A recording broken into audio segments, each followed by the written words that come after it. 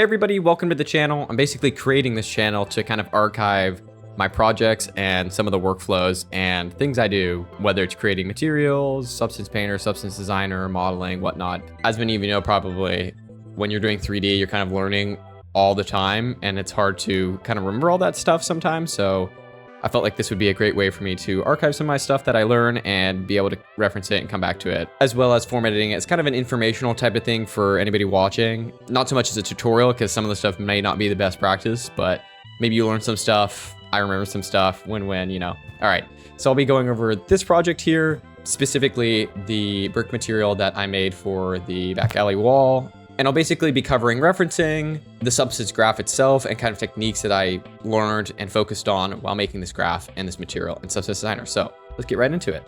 So for referencing specifically, my concept art and real life diorama had a perfect brick that I really liked. It's kind of this really tight brick, very little grout, but then you have kind of this secondary brick that's almost painted on, sort of, with a little bit more grout, a little bit more color variation, which I really liked. So yeah, I used this as my base for what I wanted to do. I got a lot of brick textures from real life as well. I don't want to limit myself to just something from a concept. I want to get real life examples. I want to be able to color pick from real life pictures, trying to get neutral lit pictures so I can get good colors.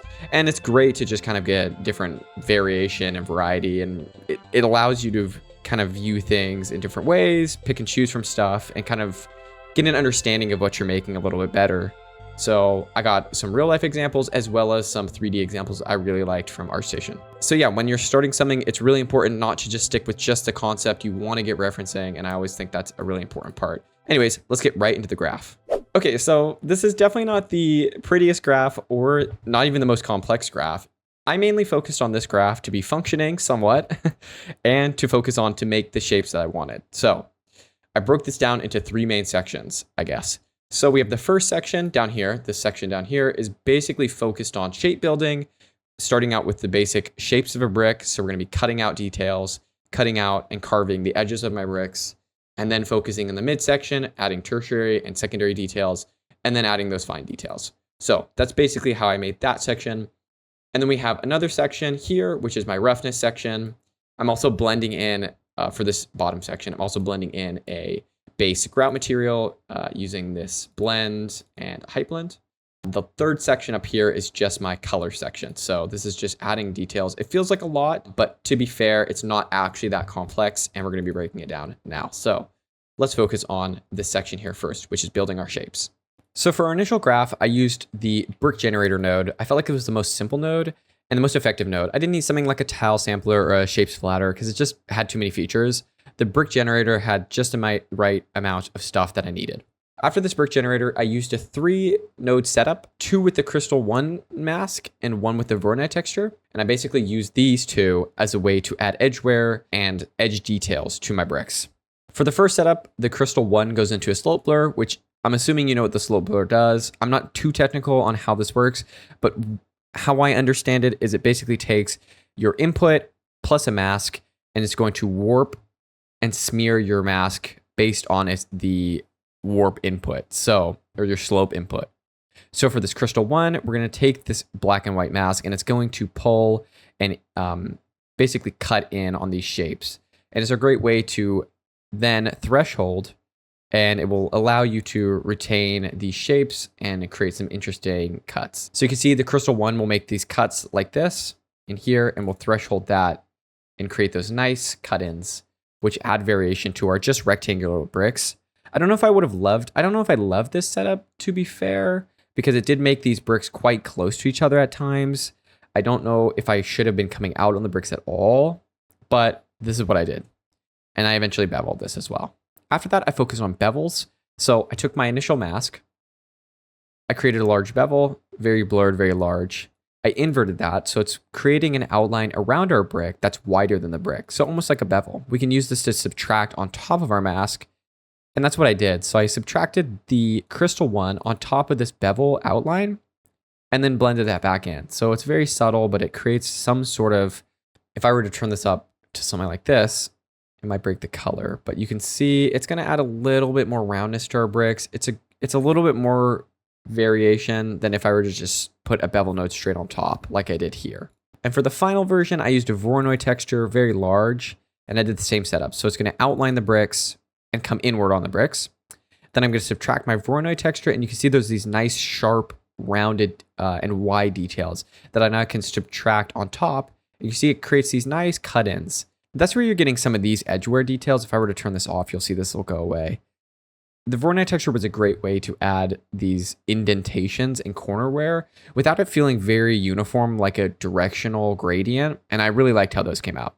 Now that I finished my general shape pattern that I made initially with these 3 passes of details, I wanted to move on to a second set of detailing. Now, one thing that I wanted to add was some really obvious and kind of noticeable edge chipping on my bricks. So my first initial thought was to just use my pattern with a flood fill and convert it to a gradient. And then we could adjust our angle variation so we get different angles on our bricks. And then we could throw levels on here, adjust the levels up. And now we have nice individual cracks that I could add to my bricks. If I take this pattern and blend it on, and we're going to subtract these shapes from my bricks, you can see we're getting these weird artifacts where the pattern no longer goes around this edge. Now you may ask, why didn't I just use this initial pattern that I made beforehand? But I was running into these issues with the flood fills, and a lot of the times I'm just going to be subtracting on top of my bricks. So I didn't really need to worry about things like matching this pattern 1-to-1. But an interesting and really useful node was the distance node. Many of you probably know what the distance node is, but I'll kind of try to explain it in my best way. You can basically take any pattern, so a Voronoi, a dust, spots, anything like that, and it's very useful for making stones or any pattern like that. Anything with cracks and different like shapes. You can convert this texture into a flood fill, and then convert that into a random grayscale. And you could use the distance node to basically expand certain shapes until they reach each other. And this will create some very interesting patterns and shape you can use throughout your project. So with this technique in mind, I could use the flood fill to random grayscale and the distance node to eliminate the issue of introducing those old edges and those old grout holes on our bricks. So now I can worry only about creating new details and subtracting those onto our brick pattern. Once I found a good workflow for the distance node and a setup that worked with my bricks, you can see I actually used this distance node throughout this entire project.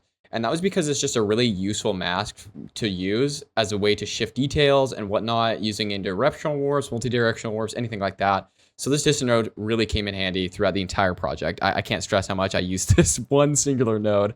I probably could have made a portal, so it's a little less messy, but I think it's okay.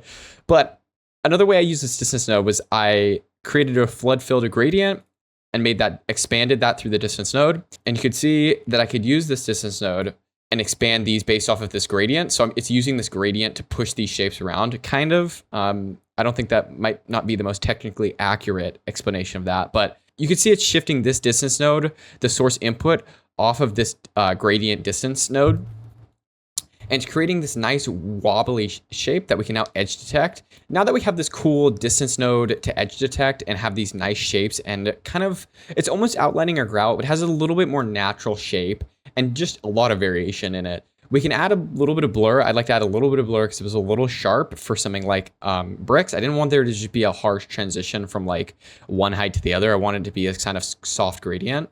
And then I threw on another slope blur, and I just used a clouds with the levels and crunch it in. So to have a little bit more crunch to it. And I used that as kind of ways to break up this pattern and add in additional levels and kind of height to it so that we're working on different grayscale values and not just have this kind of flat mask. And then I eventually come back in and blend that on top. So in my honest opinion, this was one of the best ways to add detailing. And I thought it was such a cool way. You can see how it adds a ton of different, just like, it's almost like teeth biting into our brick, which is super cool. And it's very customizable. You can do a lot of changes to the actual damage. And you could honestly come in and change the, if you went in and changed this gradient flood fill or, inputted a different distance node to this, you can create a lot of different variation, which is such a cool way. But yeah, it's just super subtle. Another thing that I added in this pass as well was these edge cracks. Like I showed before in that version where I have those cracks, but they didn't work out because they didn't mask properly. I did that basically same method, but just with the flood fill. So I took a flood fill to gradient, expanded its borders with the distance node, and then I came in and used a histogram scan to push in those cracks and edge chipping. And then I threw that back onto the blend. So we went from this initial shape that we did with our initial pass. It's not perfect with the mask, but it works for what we're doing. And it works a lot better than what we had before with those artifacts, right? So we're having a nice, somewhat nice transition on here. So if I were to set this to 0, you can see we're not having too much issue with the overlap. It's still not perfect, but it definitely works for what I did. We could also use this distance node to add variation to our height. So I basically just took this grayscale, random grayscale mask with our expanded shapes and blended that on top on subtract, so that if I were to set this to 1, you can see that adds a lot of variation. It actually brings my grout back in a lot. So you can see this is another set of brick. I mean, you could use this if you wanted, but if I undid this, it just adds those. When you're working in displacement too, you'll see how different bricks are kind of bending and warping, and that's what I wanted to focus on, especially since I was making this as a practice project and to work in an environment. I wanted to have that, functionality. And then also did that same thing with just a grading as well. So the bricks are kind of bending in certain directions. So they're not all just sticking straight up. If I were to expand out my window, and let's add, if we go to our material, let's turn the tessellation up, and let's just turn the height up a lot. So you can see if I go on an angle, you see my bricks are kind of tilting in different directions. If I were to turn this up a lot, you see my bricks are almost poking out straight from my grout, which is cool, which is a cool effect, but definitely not what I need. So yeah, just another technique that you can do to add a lot of variation to your brick and not having to just be kind of all straight sticking out that are flat. That might work for a really realistic brick, like an orange brick you might see on like an official building or something like that. But my brick is more of like a stone back alley street brick, which is, I'm going for that grungy look. So imperfections are key here. And that's just another thing that I can throw on there, which doesn't take that much time. It's literally just taking this mask, flood fill, random gradient, and then I literally slap it on top. And you can see with the multiply mode, it's only going to go on top of what I need it to go on top of. And I don't need to expand my borders. So the final pass is kind of just going over general detailing that I did in the end. So kind of the smaller details, the kind of third level details that I talked about in the beginning. So a lot of these pores, cracks, and stuff like that came in at this stage. I will say that this is kind of my least experienced area. I'm decent at making these shapes and kind of damage and stuff, but I'm not as solid with the smaller details. So yeah, this is kind of a smaller section. The first section of damage that I did to these bricks were these kind of larger indentations on the bricks themselves. Not necessarily these smaller pores, but these larger kind of holes. I didn't want to do the pores and these larger holes in the same section. I wanted to have two different sizes, so I had two different passes that I did. So to start this off, I used two different masks. So I used the Cells 2 and this larger grunge galvanized steel, I'm pretty sure that's what it's called. The galvanized steel has a really nice variation to the values itself and has a lot of noise in the background, but it also has a lot of different direction in it itself in the mask. So it's great to use as kind of in like an extreme slope on a slope blur or like any type of warp really. So I basically used this Cells 2, plugged into a slope blur and used it on, I didn't use min or max, I used blur itself just to kind of use it as a way to extract some of this noise while using the cell. So if I were to turn this down to 0, we can look at what we originally had, right? And as we know, with the slope blur itself, it's going to use our grayscale mask to its black and white values to kind of blur the shapes itself. So it's going to blur these edges really. So if I were to turn this intensity up, it's very intense, as you can see. So let's do it like really small. So you can see when I'm getting back to like closer to like 0, it's basically just it's almost smearing it. And so when we get to like larger values, you can see we get basically just these really fine white dots. And then as well as some of these like larger shapes itself in here. So what I was left with was kind of these larger cracks and kind of what I wanted, just larger shapes, but not too large, right? Just these kind of weird cracks. After I got these details, I inverted the mask, which gave me what I wanted, which was just these kind of white values. And I converted that to a flood fill. So basically extracted these pure white values. You could probably use a levels or something like that instead of the flood fill, but I wanted to add a flood fill to gradient just to add a little bit of variation to the height itself on these. You can see there's a little bit of variation in these heights. But yeah, once I did that flood fill to gradient, we're left with this kind of mask. So a lot of small details as well. So some of these smaller pores come through, but we do have a separate pass for that. So yeah, once I did that, I threw on a warp. I think I described this in the beginning, but I'll basically give you another example. So if I were to take the directional warp, let's just say with the clouds. So I put on like a clouds and I did a directional warp and I used once again, this distance node. You can see once we turn the intensity up, we're basically outlining and giving each brick its own individualized grunge map, kind of almost, right? So if I put this to like 1,000, you can see we get a lot of variation. None of these bricks have the same ones, and we have seams with all these, right? Which is nice with the bricks, because when we're making a tileable, we don't want to just lay all the grunges or whatever we're using right on top of the bricks. We want each brick to have its own kind of weathering. So this directional warp plus the distance node is a great way to do so. And you can use this for almost any kind of shape. And then I wanted a little bit more detail. So if I turn off this final warp and go into these, oops, if I turn this off and I go into these, you can see they're kind of, they're okay, but they're too, not perfect, but they're too kind of just general weird shapes. I want to add some texture. I want to add some noise to them. So I used a concrete grunge, which I thought might work pretty well because it has kind of these pores as well as just like a lot of noise to it. So use that at a pretty high intensity, and you can see that adds a lot of breakup and brings back these kind of chunky shapes. That adds a lot of variation to each individual shape, and you can see it's quite nice and adds exactly what I need to these details. And then I end up just blending this back on subtract, so I'm just pulling these back out. You know, I can make these stronger if I turn them up to like 0.5, but I don't really need them to be deeper than the pores. I want them to kind of stand out and stand on their own. So yeah, just blend that back on subtract. I wanted to add kind of an overall grunge to the entire texture, but something super subtle. And I did this with one of my favorite masks, which is the grunge map number 7. It's this, I don't know, mask. Okay, there it is. It's this grunge mask that has a bunch of different types of grunges. So it's kind of like a clouds plus dirt, maybe like grunge dirt, and then scratches as well. It's one of my favorite. I think I added to a lot of my textures because I like the cohesion it has. Just a lot of different kind of shapes and grunges. It's better than just like throwing on a singular clouds or just like a concrete grunge, something like that. It's one of my favorites. So I literally just threw this on top of the entire mask, really, really low. But you can see it comes through on the color, especially these kind of little swipey bits. And if I were to turn this up, let's just say to a 0.1, you can see how strong it'll become.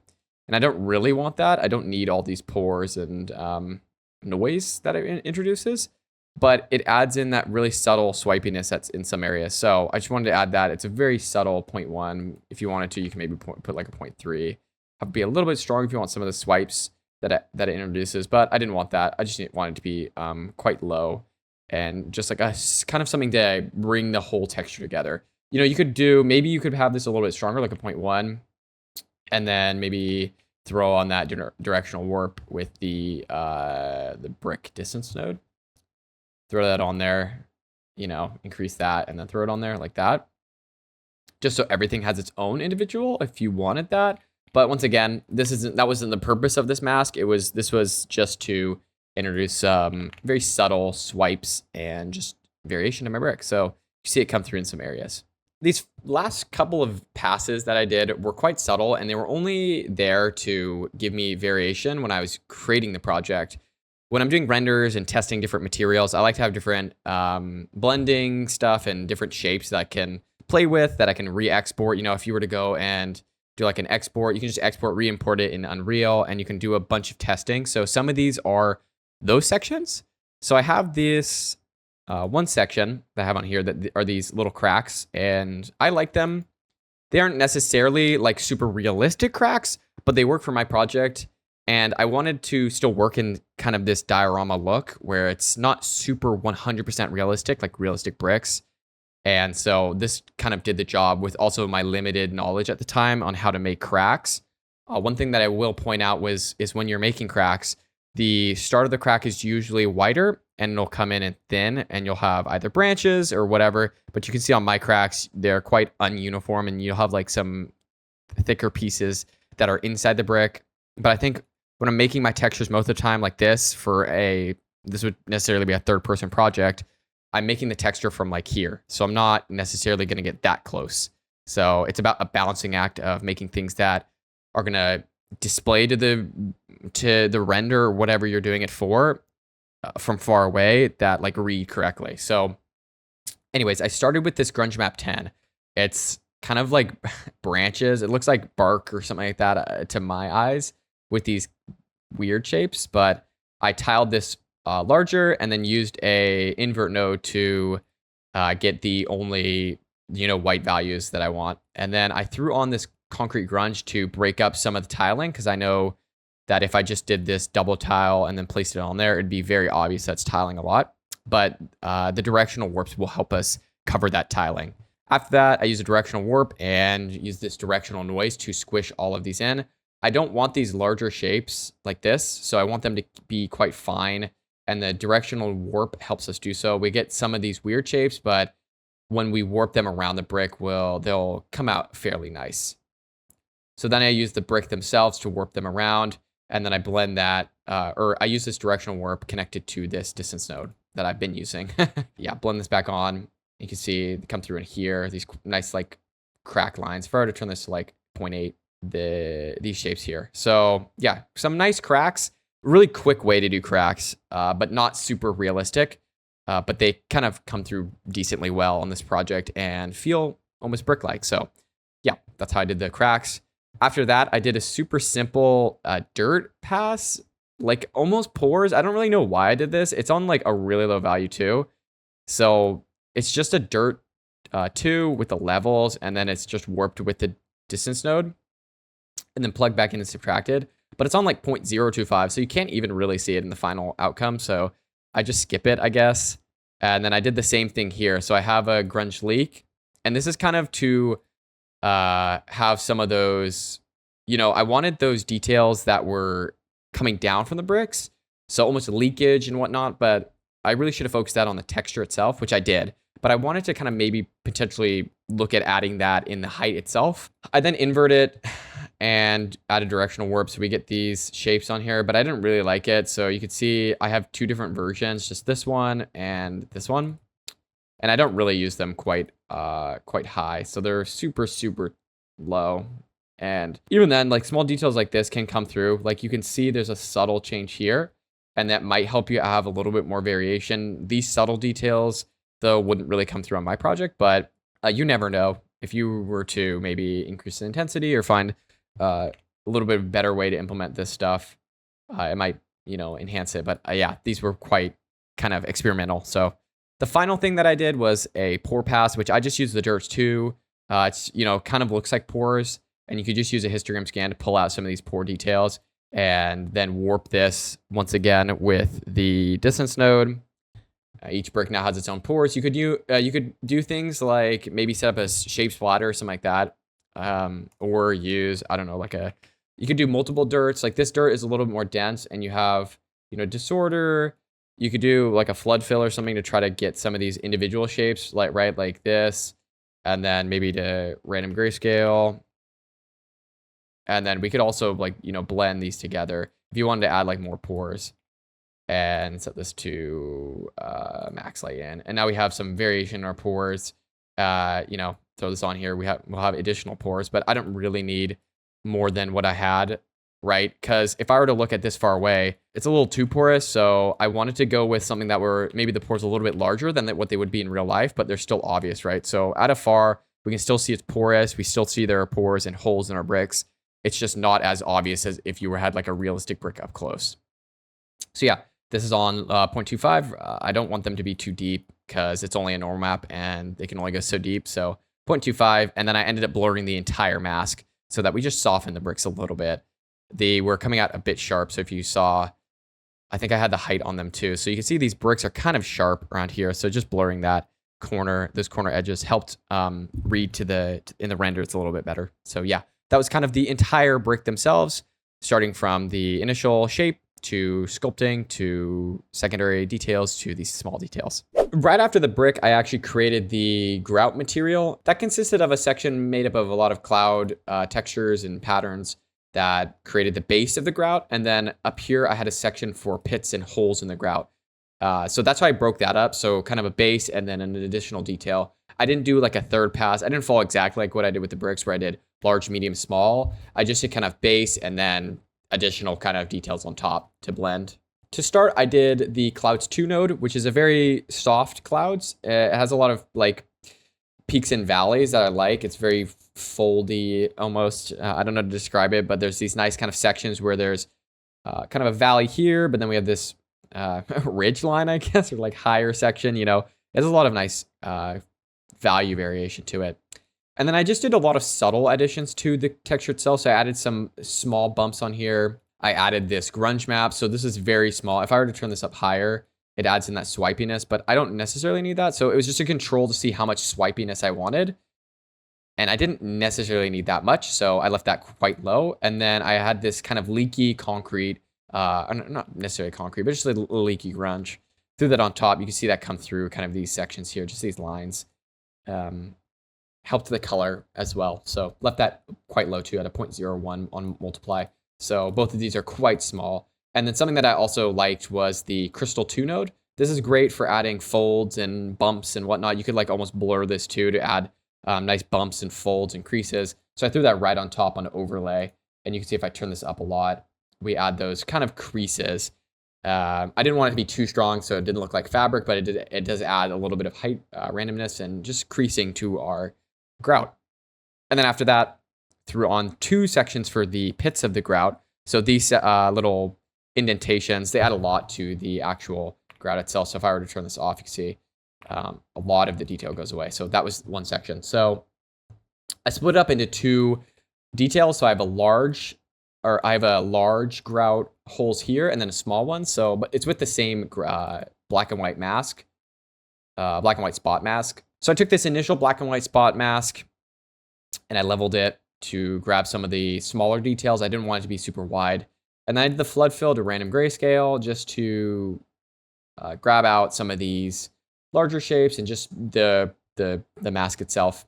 And I blurred it, quite a big blur, so almost 1 on there. So makes them just these larger. We don't need them to be too sharp. They're supposed to be quite soft. And grout is, once it's pressed in, when it's soft, you can get those softer holes. So I added quite a big blur on there. And the same thing with this lower mask. I did the black and white spots again, just a random seed. But I kept these details quite large and did the flood fill with that. You can see we get these larger sections from our mask rather than these smaller sections. And then I did a random grayscale on that and then blurred it as well. So then we get those 2 different masks. So we have these larger sections and then these smaller sections. I could have probably used like maybe Perlin noise and then put these black and white spots on a multiply if I want to do a little bit more uniform shapes, but this worked for me. And then I added these together on a linear dodge add. I could have done max heighten, but I wanted these smaller points to come over on top of these initial lower ones. So yep, and then I subtracted those back on. You can see it adds a lot of like these holes and sections where they have different heights, and you can see like these ones come in a lot deeper. So it's a great base to work off of, because not all of this is going to be shown, but this I need this to work properly so that when I'm blending the bricks on top, that we have these nice kind of sections we can use. And then I blurred this entire mask so that it's just make sure that it's soft. You can see I want these edges. I don't want there to be any artifacting or edges or stuff like that. So I used a little bit of a blur. Now that we have this proper grout material in place, we can combine the grout and the brick together with a height blend. We could just input the grout to the bottom and the brick to the height top, and it'll output these really nice nodes that we can use. The height mask, which is great for masking out just the brick or the grout, and then also our blended height, which we can use for our ambient occlusion, our normal map, and as well as just the height if we want to input that into our texture. But yeah, you can see you can play with the contrast and the height offset. You can get some cool variation with the brick, have more grout poke through, have less, and play with that. And you could also input like an optional mask if you want to control it a little bit more. But I think with my brick specifically, it was just great it's just a quick and easy way to combine 2 textures together and kind of overlay them. So yeah, I use this blend node for the blending. Now, interesting thing that I kind of looked at for blending and whatnot is how Naughty Dog did it for The Last of Us, and they actually did a conference at GDC in 2023 for Adobe Substance, and around the 27-minute mark, I think, somewhere around here, they talked about how they created their brick generator and what went into doing that. So it's a great informational. And I kind of followed their general step for making bricks, and they went over a lot more blending and how they made the grout look really good and stuff like that. So if you want to see how they did it, feel free to check out this video. I might add it in the description. It'll probably be in the description. So yeah, check that out. And yeah, some super cool information on there. Now for the roughness section, I talked about in the beginning that my flood fill for my roughness and this height map in general was not the best. You could see if I took this height mask and put it just into a gradient, you can see what this actually looks like. it's blending a lot of the shapes together. And an easy way to fix this would just be, it's back in this bevel node that I did at the beginning. If I could find it somewhere, where is it? Here it is, sorry. If I were to just make this a negative distance, so if I did negative 0. Negative 0.001, and let me go look at the flood fill back here. You see we're getting a little bit better here. Not the best, but a little bit better. If I took this back to like 0.2, I think that would fix it probably. You can see that fixes it pretty well. And we get a little bit more variation in our grout itself, or the shape the grout's coming through. And that's kind of how real brick is. I went quite close, so keep that in mind when you're making brick and grout, or brick and kind of brick material. They shouldn't be touching like mine. I was kind of dead set on how they looked. So yeah, if I were to fix this bevel node and, you know, add some displacement, it's probably look good. But I was really dead set on how my brick looked, and I didn't want to change it. So yeah, this looks fine still, but let's go back to the broken flood fill. I have this flood fill to random grayscale just for the directional warps and to use it, yeah, for the directional warps and stuff like that. But obviously it's not working with the bricks that I had originally, but that's okay. Now I use the height mask to grab our grout by inverting this mask. You can see we only have the grout now, and I use that as a way to control how rough my grout is. So I'm using this invert grayscale, and I blend this basically on top of our flood fill to control how bright the grout is. And then I bring that back with the levels. This is definitely not the best setup, but yeah, that's how I did it at the time.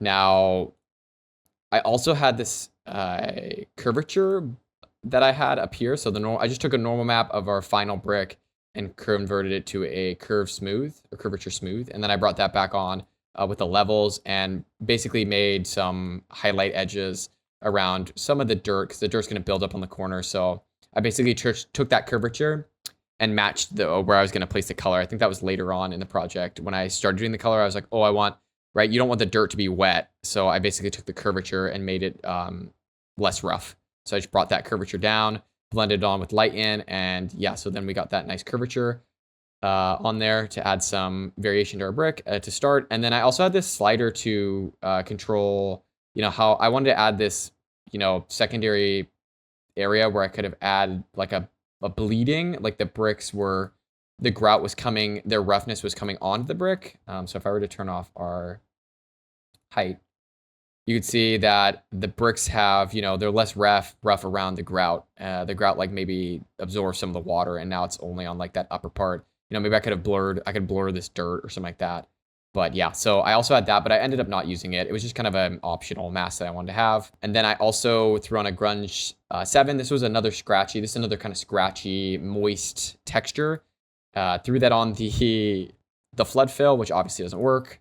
And then, yep, I threw also this Grunge splashy dust with the directional warp on the flood fill and blended those together on subtract. So I'm basically just subtracting my upper texture, so this texture from this. So I'm just taking away. So we only have these kind of splotchy bits in our roughness, and I don't even know if I use these too much. So I sharpen to get extra detail, and then I throw those on top. So it's just going across the bricks. We have some details that are kind of going across the bricks, like as if there's just buildup of moisture in our alleyway.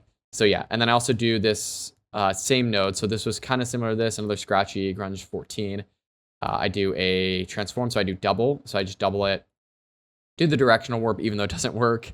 And then that also blends on there. So that's just another variation. And I also do these two leak textures. So I have this Grunge Map 6 and Grunge Leaky Paint, and I subtracted by each other. So just this one subtracted by this one, and we get this kind of nice drippy paint type of texture going on. Then I displace it with I directional warp it and throw that on top. So those two together add just a lot of variation and this kind of drippy alleyway type of roughness that I want. And so, you know, bricks can be dirty while also wet at the same time. So you don't necessarily need to be like, oh, if it's dirty, then there's no roughness. And if it's not dirty, there is roughness. You know, it's a balancing act. I'm exporting this constantly. So I know I didn't clearly go over step by step on the roughness, but roughness to me is just blending what I want it to feel like. Like obviously I'm taking into account how dirty or whatever is going on up here. but I also don't need to match it 1-to-1. Like there's places where it's dirty, but also wet, because the alley can have dirty bricks that are also moist. Like we don't need to worry too much on that. And also this roughness is just not the best roughness pass I've ever done. So, oh, and then finally I throw on this dirt. I wanted these little highlight specks. So you can see like here, here, and here, and here. They're very nice little details. So I just histogram scanned a dirt 2, blurred it a tad.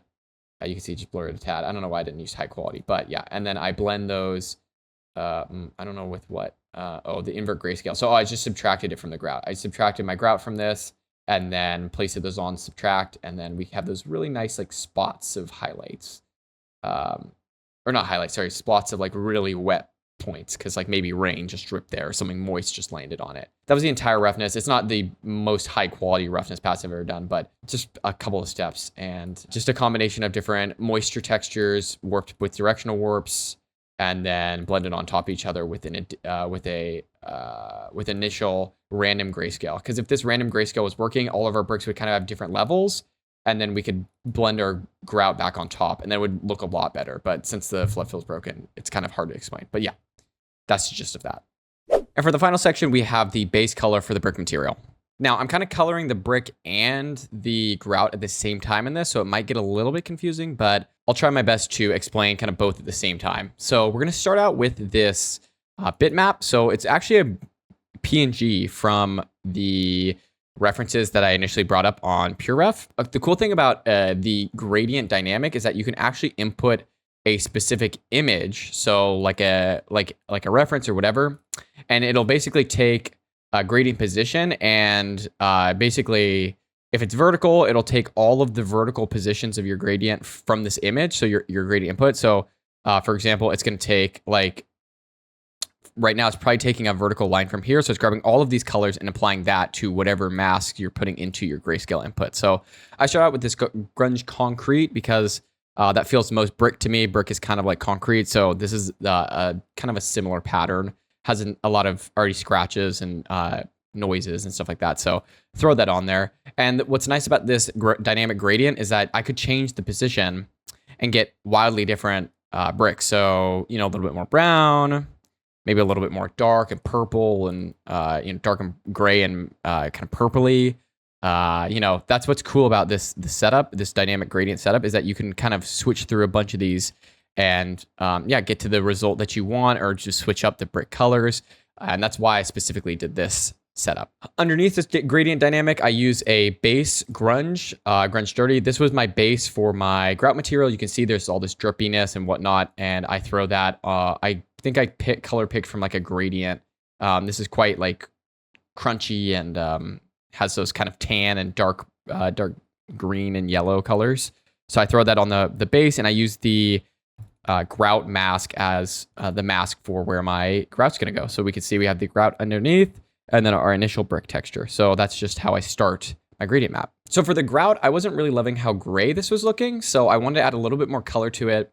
And I used this grunge rust fine. So I took this grunge rust. It's a lot of different, it's like very noisy, a lot of different variation once again. So I just threw that onto a gradient map with a little more brown and tan colors compared to that gray and green. And then I threw that onto this using the custom mask I made with the grout. So I took this grout the inverted grayscale grout from my height blend, and then I added on the grunge rust on top of this just to add a little bit of variation to the mask itself, and blended that with the opacity. So that's my opacity mask for my new grout color. And so you can still see some of the grays coming through, but we're also blending on some tan. So just two different colors that I want to blend on each other. Next, we're going to be doing a major pass for the curvature. So I basically just take this gradient. So we have this gradient mask with the grunge rough dirty from before, and I'm just adding this new kind of white. I want this to be the dirt highlights that are kind of building up on the corners of the brick. So I'm taking those colors. I color picked them from somewhere. I can't remember, but I blend that on. And for the mask itself, so this is in the foreground, and then for the mask itself and the opacity. So I start by taking this normal map and converting that to a curvature. So we have now a curvature, and I crush this in the level. So I'm basically grabbing just where the where my curvature is most prominent. So where it's most white, I'm pushing it forward. And then I sharpen this to grab a little bit more edges. So I want this to be quite sharp. So I just grab a sharpen, And I think I initially blend on some additional details, some just scratches and stuff like that to add some extra details with the grunge spots. I turn the balance all the way up, so grunge spots dirty, and I'm using that to just add a little bit more detail to it, a little bit of scratches. You can see the scratches coming through. And I blend that onto itself, or I blend that on with another kind of grunge pass. So I'm doing a lot of grunges here to add some variation. So these two grunge 15 masks, I just basically take them and I directional warp them with a flood fill to random grayscale. So I'm taking my initial flood fill from my final brick, so not the height blend, but this brick itself without the grout. And I'm taking that and I'm creating a flood fill, creating that to random grayscale. And I'm using this instead of, that was my kind of workaround without the grout when I wanted just the bricks instead of the grout mask, was I just used that previous mask beforehand, and it worked pretty decently because I wasn't doing too much with the grout. So yeah, that was my workaround for that. It's not a good setup because if I had the grout pushing forward, it's not going to work properly. Like if I had grout, like a lot of prominent grout, it's not going to work as good as if my bricks were properly separated, right? So just to keep that in mind, if you guys are trying to learn from this, definitely the bevel thing that I talked about earlier would have helped. But yeah, so I'm using this instead. I'm using this flood fill, and so I use that for this to warp these two grunge maps basically and just blend them on top of our curvature with subtract. So you can see I'm just slowly chipping away at these and adding like sharper details with these grunge maps. Just with the grunge map 11 and then also these two grunge map 15s, I think. Yeah. So both of these just warped, blend, and then blend. So I'm just blending them, nothing crazy. And then another grunge map, this 11. And then I blurred this eventually because it got a little bit too sharp. So I just blurred a little bit. And then I used that as my opacity mask for this gradient mask. So now we have this kind of scratchy curvature that I can now control. You know, I could turn it down. Like maybe I don't want that much. But it adds a lot of shaping to my bricks, right? Like if I were to just have this off, it's just, you know, flat brick color. Like it's fine, but the curvature really makes it pop out and individualizes the bricks. So, you know, you could change the color or whatever, but yeah, that's how I added that really nice curvature to it, all of our bricks. And it's just kind of this grunge setup where I'm adding these grunge maps on top of our curvature to add different sharp stuff and swipes and whatnot. This node specifically was for testing. I wanted to see if I wanted to have some brick bleeding onto the actual grout itself, but I didn't really love it and I didn't really push it to where it could have gone. So I just disabled it, but it's basically just a dust using our normal map or sorry, ambient occlusion. I just plugged that into our dust for the dust node and then use that as an opacity mask for this red. There's basically just a red color because there's no input. So I didn't really love it, so I didn't use it. Now I wanted to individualize the bricks. So something important about bricks is they're not all the same brown. Like right here, right now, they're all kind of similar browns, right? It's just basically a grunge map over all the bricks. And that's not what I wanted. I wanted each brick to have its own color. So what's nice is we could use the flood fill once again to randomize some of our values to darken and brighten some bricks. So I took this uniform color, just a black uniform color, and I took my flood fill to random grayscale. So you can see we have these random values, and we could basically take this. I don't know why it's going into a blend because it doesn't really do anything.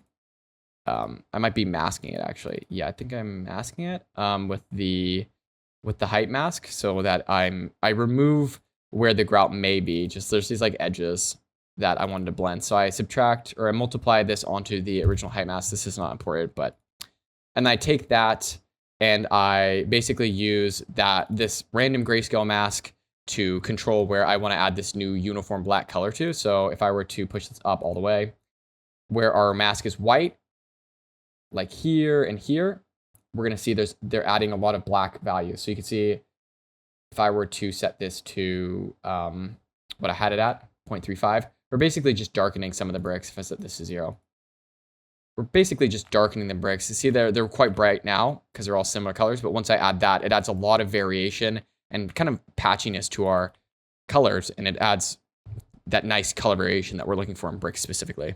I also added on these red flecks. So you can see these kind of larger red details. You specifically see on this brick. I wanted to have some sort of like painty kind of something. Maybe when they were making the bricks, there's paint spilled on it or something like that.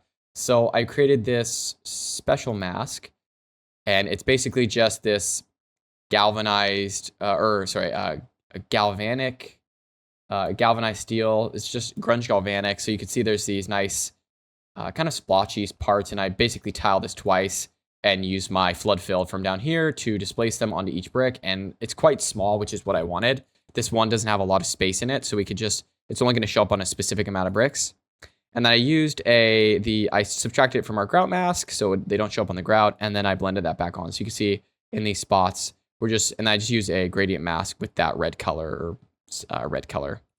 But it's just a singular red color. I think it's this red color or this one, since we don't have an input, which I could just use a uniform for. But we just add these little splotches, which is, I think it's cool detail, because that's what I wanted to add, the like kind of paint detail. And then for the final, I also wanted to have that same red, but only be on some corners. So I actually created this this flood fill. I took this flood fill and I created a flood fill to gradient, and then I histogram scanned it.